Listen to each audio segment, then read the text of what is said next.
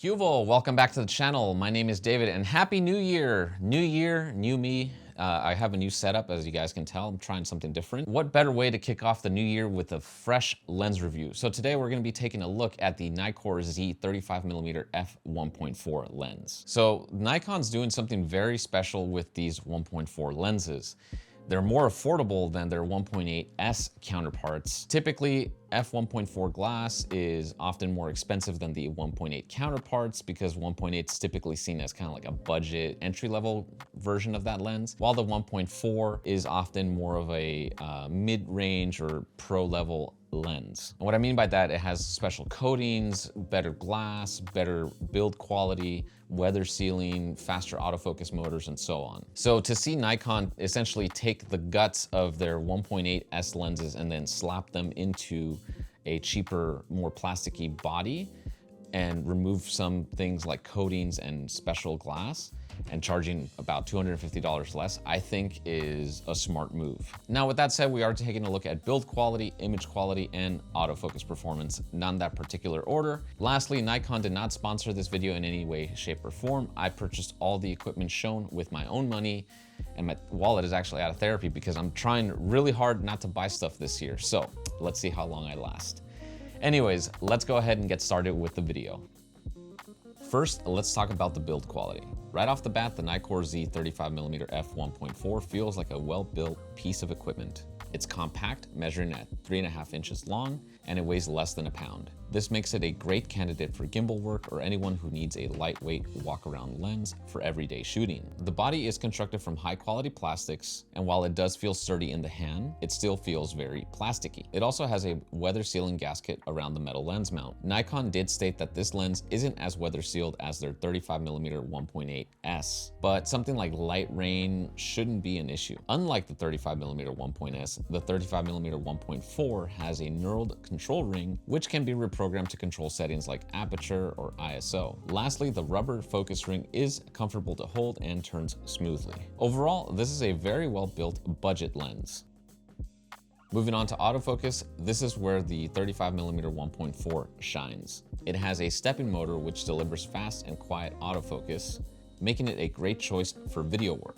Focus breathing is also kept to a minimum, which is another big plus for video shooters who need smooth transitions and steady focus.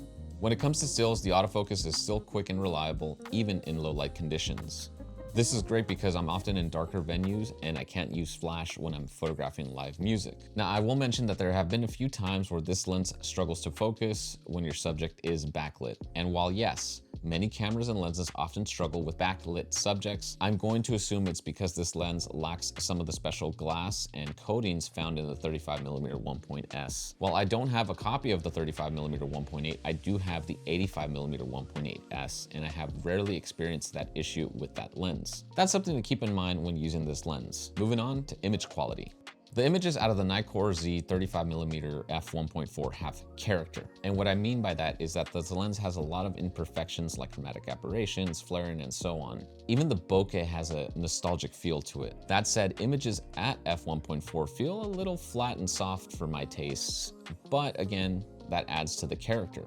However, if you do stop the lens down to f1.8 or f2, it does help improve the sharpness and contrast of the images. The knife-bladed diaphragm delivers smooth and almost a swirly looking bokeh. Now, on the Nikon ZF, you don't really notice a lot of these imperfections. I would say it's sharp enough because it's 24 megapixels on that camera. But on the Z8, because it's 45 megapixels and higher resolution, you do start to see a little bit of these imperfections come out. Personally, for me, I don't find an issue with it because I'd rather have the faster aperture.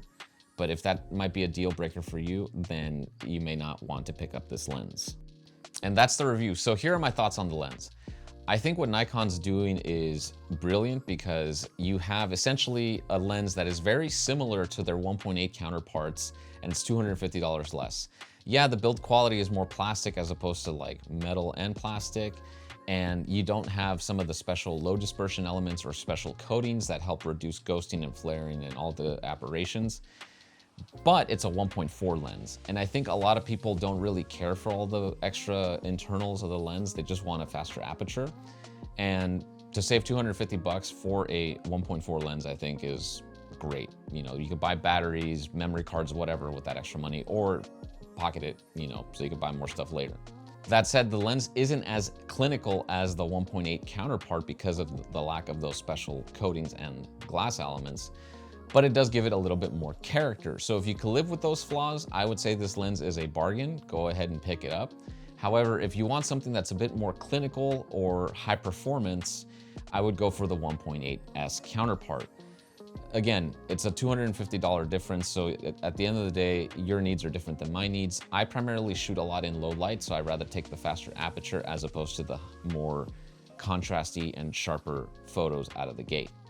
And that's the review. Thank you guys so much for watching. I hope you enjoyed it and found it helpful. If you did, give it a thumbs up. If you did, double tap the dislike button twice. Trust me, it works. Subscribe to the channel for more reviews and stay up to date with my latest adventures. Thanks again for watching, and I'll see you in the next one. Hasta luego.